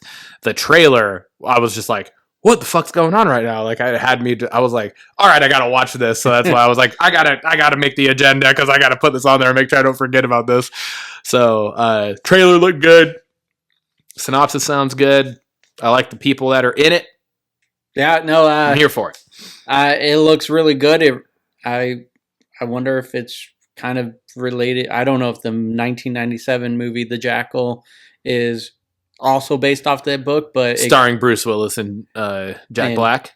Jack Black and Richard Gere. Richard Gere, yeah. But it has a very it definitely is eerily similar. So yeah, that's true. Yeah, I don't know if they were related or not. I really enjoyed that movie, and so when I saw this and started kind of connecting the dots, I'm here for it, man. Yeah. I think it's going to be a good show. Mm-hmm. I brought up The Conjuring Last Rites. So this, there's not a lot of details on it, but it has begun filming. They just released a little teaser photo.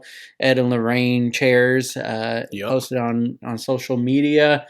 This is their last go around in the Conjuring universe. It's not. Yep. I believe this is the last Conjuring movie. It's the last in the main like franchise arc of the Conjuring movies. Yes. Yeah.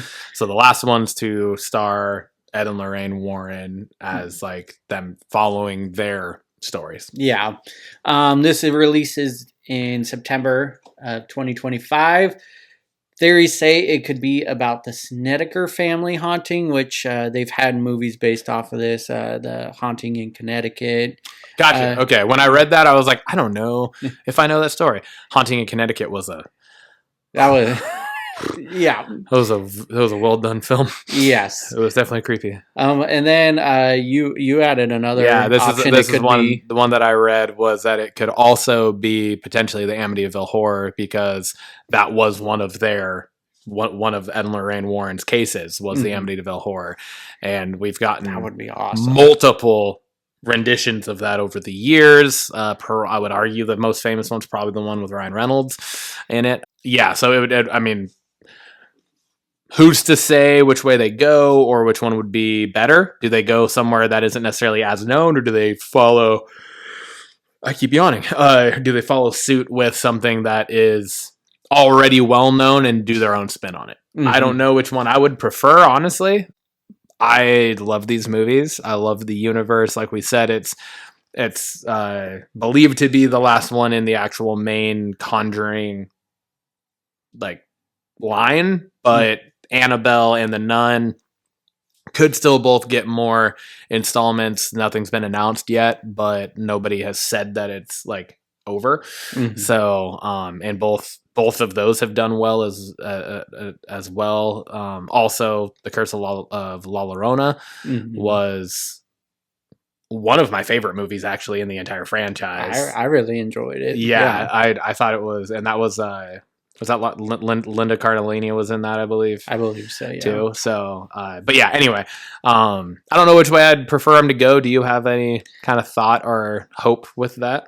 Just because I watched numerous of them, I kind of want the Amityville horror Yeah. way, just because I'm more familiar with it. But I wouldn't hate. I loved The Haunting in Connecticut Yeah. as well. And even if they went a completely other way with it, it was a completely other one of their stories or cases. I mean, you think like we knew nothing really about the first Conjuring movie story or the second or the third. Yep. And all three of those movies were fantastic, and they like made you like, at least me, made me like go and research shit, and I'm like looking 100%, stuff up, yeah. and where it's like with the Amityville Horror, yes, they would. I think it would be great, and they would do a great job with it. But it's like we've already seen that, so part of me is almost leaning towards like do something less known, Yeah. because that's kind of been what they've done, and Yeah. it's worked out really well. So I mean, when I was doing research, I started researching the Snedeker family.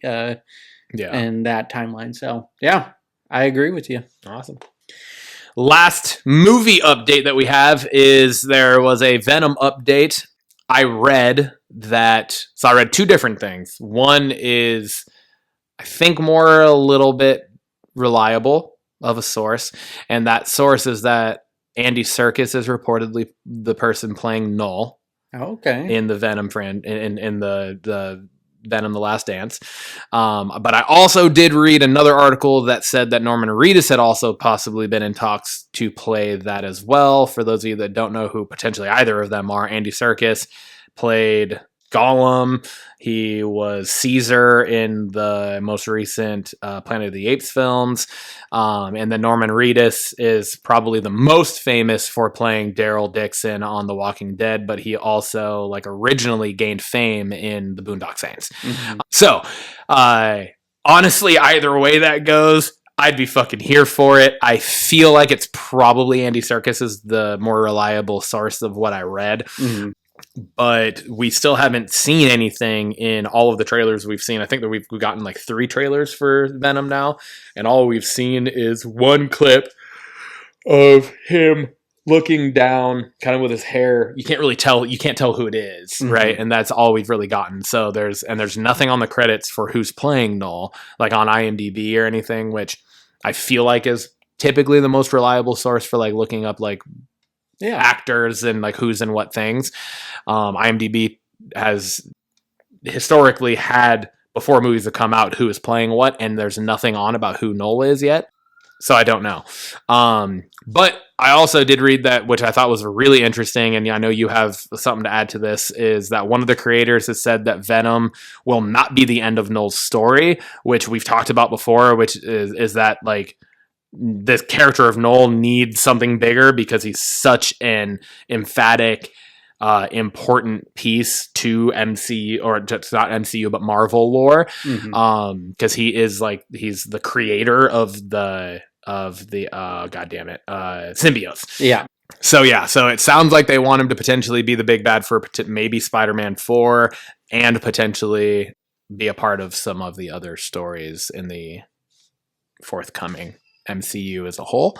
Yeah. So one of the things that I've read kind of theory wise and also thought about when I first saw this was that like the ending of Venom: The Last Dance could potentially be like kind of world ending, but then Tom Hardy's Venom, one of two ways. Tom Hardy's Venom potentially jumps timelines and Null chases, or vice versa. Null leaves to another timeline and Venom chases, knowing that like they have to stop him, and that could potentially lead to a possible Spider-Man 4 where you get Tom Holland's Spider-Man teaming up with Tom Hardy's Venom to take on Null in Spider-Man 4. Dude, I would be here for which that. is like one of the things that the fan base has wanted for so long now, with both these two playing these parts. Is that's what we've wanted, is a Tom Holland and Tom Hardy interaction as those two characters. So yeah. I know you had something that you had talked about. I don't know if I just kind of I'm here for that.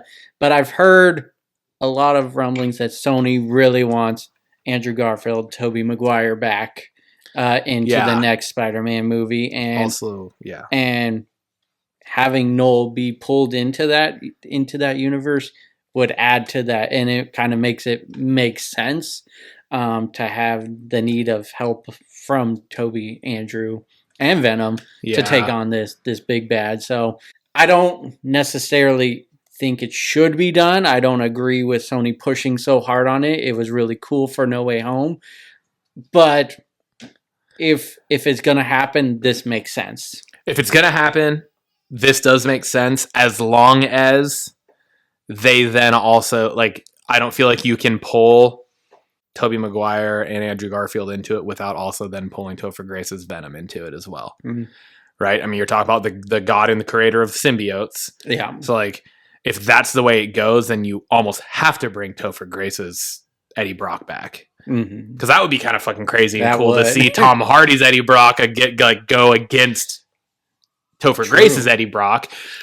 Outside of that, I worry if Sony is like trying to just like further cash in on something that they've already done, which is something that I feel like the MCU has done a fairly decent job. They have dropped the ball at certain points, but fairly decent job of not doing, which is just like rehashing the same situation. Yes. And like No Way Home was so fucking perfect that like almost $2 billion off of off of a $200 million budget, right? Like over 9 times the budget. Yeah. Made profit off of at the worldwide box office. And so it will worry me if that's the road they go, because I could very quickly see that just be like, okay, we've seen this before. It doesn't have the same gusto and impact as the first time we saw all 3 of them on the screen. Yeah. Right. So now if you bring that back, now it's like, okay, you better fucking do something above and beyond for it to actually work. Yeah. So no, I agree. But nonetheless, it has us talking about it. It has us getting excited about it to see just what the fuck's actually going to happen. Venom's out next week. I was just going to say that. Venom's out next Friday, the 25th. We may have to go see that together. We'll figure out schedules. But I feel like that's the only way that it can work for us. So brings us to the Blockbusters question of the week to wrap up this week's episode. Blockbusted. Good call. Blockbusted. We're not wrapping up the show quite yet. Blockbusted, we watched this week. So again, to rehash what Blockbusted is, we take the previous month. So this time it's September's lowest rated fan score at home streaming movie off Rotten Tomatoes. We went with Killer Heat. Came out, I think, later September on Amazon Prime. It had a 28% fan score. Yeah, I believe and it. I think it had like a 15% critic score. Yes. So like really low rated. The movie, for once, did not star Alec Baldwin. I was wondering. I was like, is he going to pop up somewhere? That'd be fucking crazy. But it did star Joseph Gordon-Levitt, starred Shailene Woodley, and starred Richard Madden. For those of you that, I feel like the first 2 are kind of obvious people, but those of you that may not know who Richard Madden is, he played one of the Stark sons in Game of Thrones. Probably one of the most known things he's That's what I knew him from. Yeah. I did not know he was. I can't remember his name, but he was the oldest Stark son that died in like season 3 at, I think, the Red Wedding or whatever. Yeah.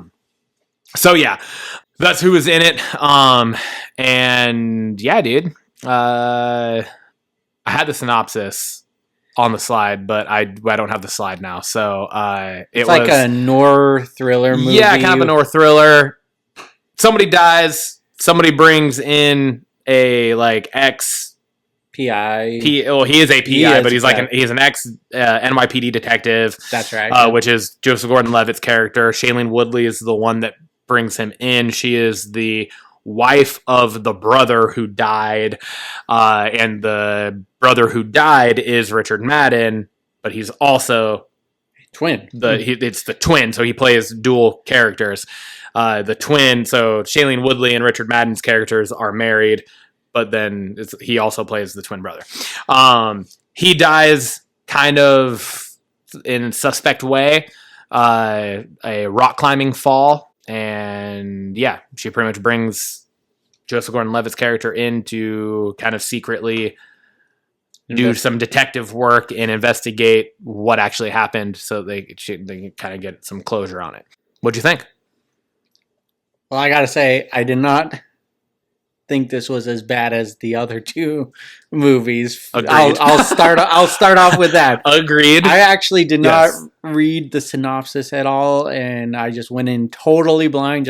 Same. I didn't read the synopsis before I watched it either. I just went in and was like, all right, man, it got Joseph Gordon-Levitt in it. So, just the three primary cast members, I was like, cool. Yeah. Right? Yeah. Like, I liked most everything I've seen with Shailene Woodley in it, and I love Game of Thrones. So that's really all I've seen with Richard Madden in it. But I will say the movie runs a little slow. It feels very sluggish. A lot of, not filler, like, because something is happening. Like, he's doing baby steps to investigate this whole thing. It's like a full-blown investigative noir thriller, like you said. Yeah. Like, but the investigative part is very front-running there, I guess, if you will. So yeah, it does feel kind of slow if you're expecting more of like an action thriller, but it's not. That's not what it is. Yeah. So acting wasn't bad. There was nothing bad acting about it. Again, a running theme in all three of our blockbusters. Flashbacks. There's always I know that was gonna be one of the. I was like, what the fuck? Like the first thing when like they finally got to that first thing, I was like, motherfucker! Because it's like all three of the movies we've done for Blockbusted so far have had some interjected, seems kind of random at first. I will say this one made way more sense than the other two, which is again kind of to what we said. Like this was definitely a better movie than the other two. Yeah, hands down. I don't think there would be any question from anybody that would watch these films. Yeah, I would say, no, this one's definitely better. I mean, the first one we did had a 0% total, so it makes sense. True. But yeah, I will say, flashbacks are definitely a running theme. Yeah. And it's not on purpose at all. This is literally just get on Rotten Tomatoes, I put in the filters, and I find the lowest rated one for the previous month. That's all I do. Yeah. I don't read synopsis. I don't read nothing. I have no idea what's in these movies. I just pick the lowest one, and I send it to you, and I say, hey, this is what we're watching. And we watch it, and it just happened to be that there's very similar too. Like all three of them are very similar, like pieces to the flashbacks. Yes, where it's like something happened in my past, and this is what's led me to be who I am today, type of thing. 100%. I kept on thinking of Sin City while I was watching, just like because Joseph Gordon-Levitt was narrating his way through the movie, and I just kept hearing it wasn't his voice in Sin City, but it was similar. It's a noir movie as well, and so overall, did not hate this one, and when we go to the ratings part, you'll see. So one of the things for me in this, and honestly, it's a primary thing that like made me bring down what my rating for it is going to be. Did you watch Boy Meets World? Yeah. Like regularly, like if I like mention something, you'll know what I'm talking about. You think? The episode when they're in college, and Topanga and Corey live together, and I don't remember exactly what leads to it, but Corey like opens up a portal in the closet and he goes through it, and then he like ends up in this like noir 1950. Oh yes, yeah. And he is narrating. Yeah, that's all I could fucking hear. It sounded almost identical, dude. Like Joseph Gordon-Levitt and Corey Matthews, like just the way they said things was so similar that I could not. Every time the narration popped up, I was like, it's fucking Boy Meets World. Like that's all I'm thinking of. So that it definitely like took my attention away a little bit from what I would have preferred. But anyways, I will say very predictable ending, at least in my thoughts. There was no swerve for me. I was like, okay, I think I know what's gonna happen. And okay, you're better off than I was, because I thought I knew part of it, but I think the final reveal, I was like, oh, okay, I didn't actually see that part coming. Gotcha. So I mean, I didn't know the details, but definitely predicted. I didn't think that with the initial reveal of him actually switching spots with his brother, I didn't think with the way that played out that then the final Shailene Woodley reveal would have happened. That part I was like, oh, that caught me off guard because I thought they actually set that up well. Gotcha. So, Gotcha. All right. Well, rating. What do you think? Giving it my own Rotten Tomatoes, it's going to be the highest one. I'm going 40%. Okay. I almost wanted to go down the middle, but what took me out of it was just like I said, the predictability, but how kind of sluggish it felt throughout of it.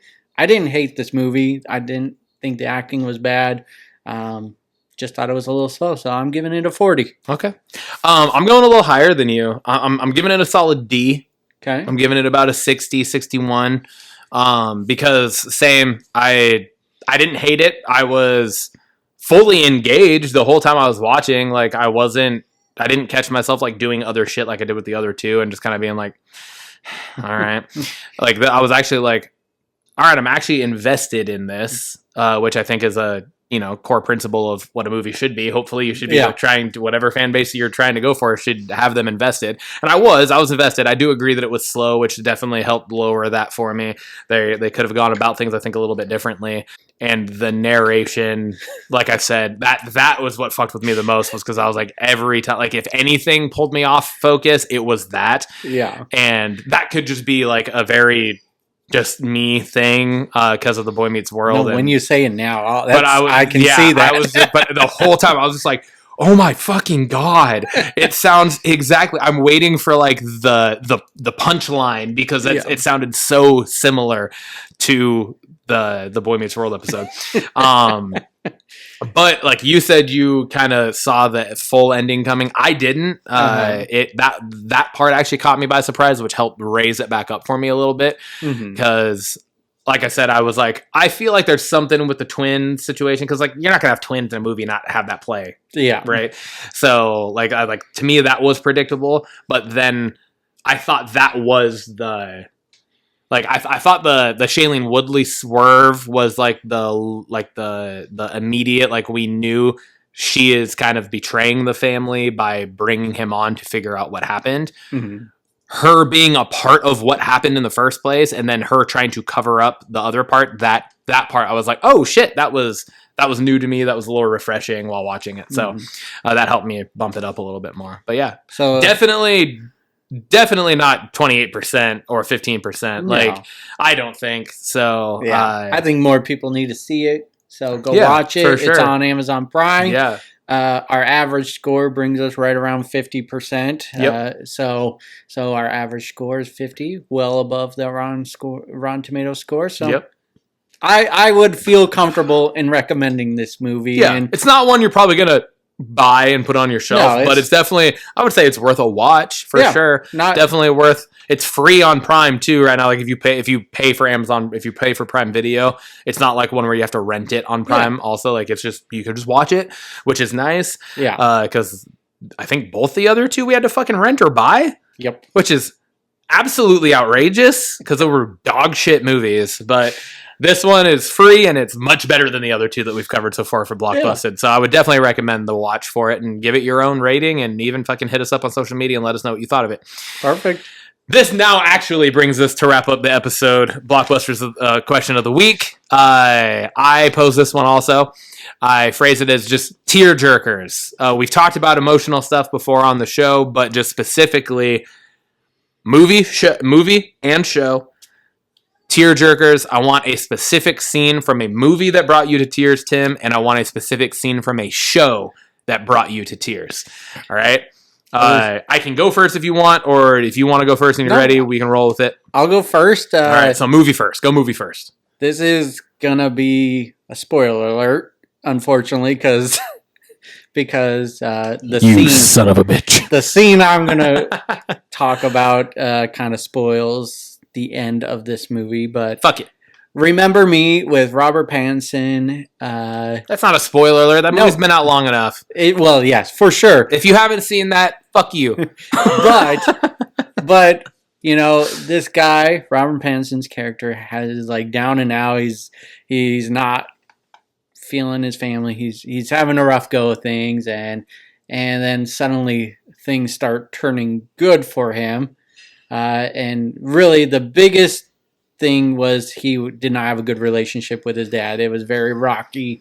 Goes to see his dad at the end of this movie, only to reveal he's in the Twin Towers on the day that the planes crash into him, and it kind of leaves it up in the air. But I don't know. It was a sad moment, and had me tear jerking. All right. Mine is, I've actually talked about this movie on here before, but not for this specific reason. Patch Adams is my favorite movie of all time. Robin Williams. If you don't know, he essentially tries to become a doctor to help people, and he kind of does it in a very like clown funny sort of way to like help kids and stuff. But anyways, at one point in the movie, the girl that he's falling in love with and dating gets murdered. And then there's one scene shortly after that where he is like on the edge of this bluff, this cliff side, where him and her had, like talked about like buying land here and opening this like free hospital essentially. And he's, during that scene, he's like essentially yelling at God, and it's just the whole scene is just like, it's very relatable, because I feel like at some point everybody's probably been there where like something has happened or you've lost somebody and it doesn't make sense to you and you don't understand why that's happened, and it's just like the only other thing that you feel like you can do is just like yell to whatever it is, right? And that's just kind of what the kind of epitome of that whole scene is.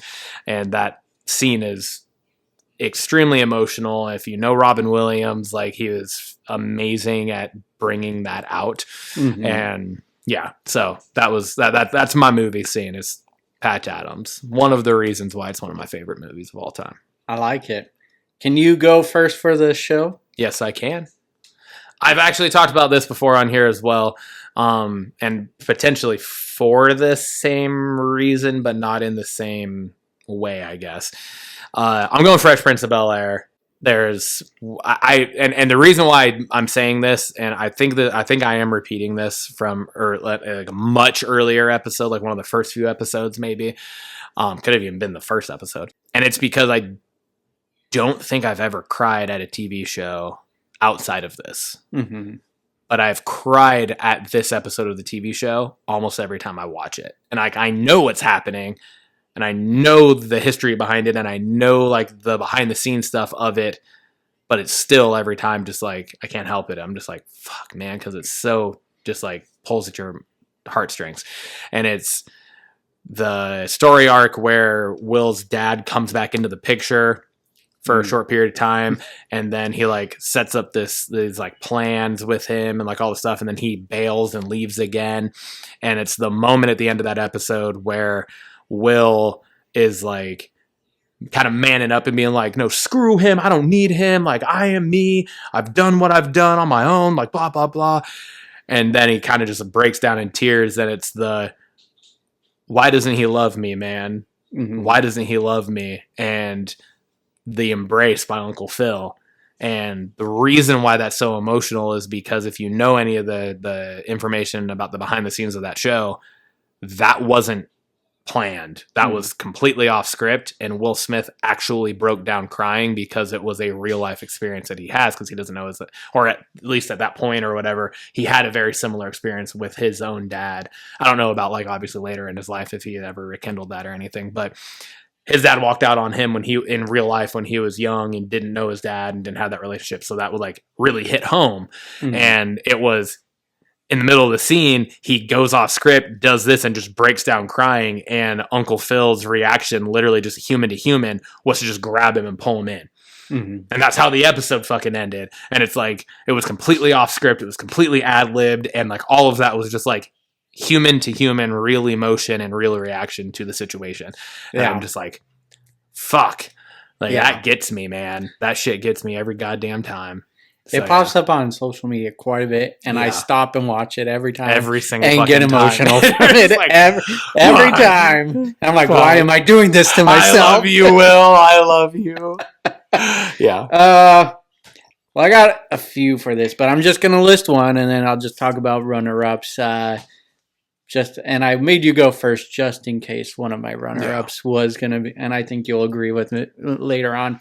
But the scene I chose, it was tough. It's all from, well, not all, but the main one is from The Office, and I mean, there's a couple. The one that really comes to mind is Jim Halpert in The Office with Michael in Goodbye Michael, and he says, Yeah.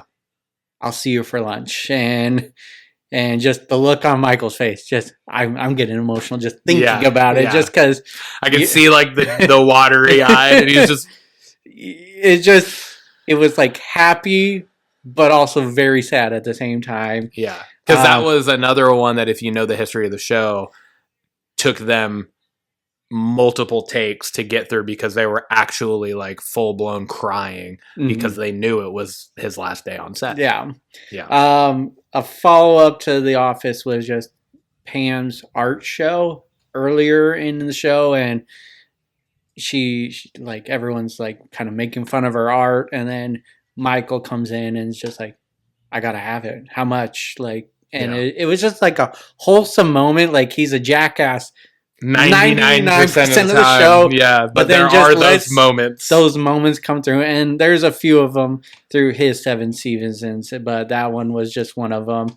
And then lastly, the Marshall's dad dying in How I Met Your Mother. Fuck.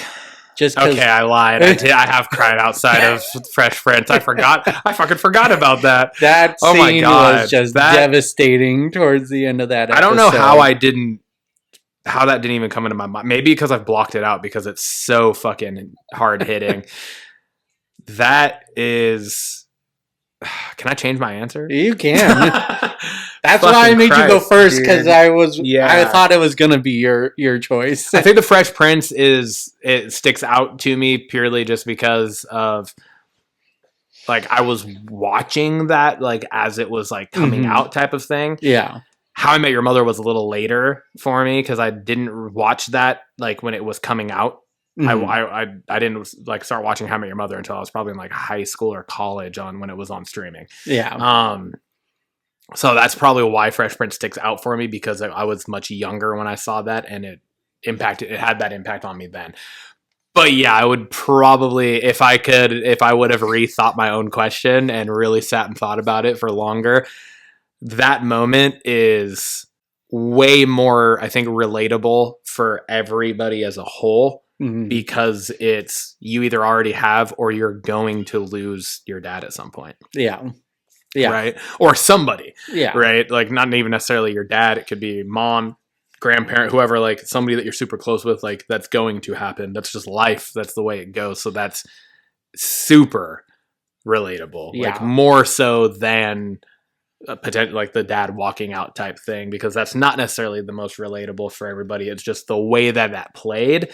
But I love the How I Met Your Mother scene because, again, if you know the behind the scenes stuff, they didn't tell Jason Segel what was happening. They just said that Lily, like the script for him showed that like Lily shows up crying, and like that's all he knew. So he knew like something was happening, but he didn't know what it was. So like his reaction to that in the moment was real. It was him actually like learning that information and then processing it, and then the response. And I think like the most emotional part about that is that final statement, I'm not ready for this. Yeah. Oh God. Because it's the most relatable thing. Yeah. 100%. Yeah. And just, damn, dude, good poll. I don't know how the fuck it totally evaded my mind space when I was thinking about this. What just makes it even more like Marshall's character, like you see him sad when Lily leaves, like, but yeah, but it's played for comedy. Yes, exactly. This is like the first time you see him just full on sad emotion. I was just, damn. Mm-hmm. Yeah. Well, dude, that's episode 20. Episode Man. 20. Cheers, brother. Cheers, man. Glad to be back doing it with you. And the podcast. Let's fucking go.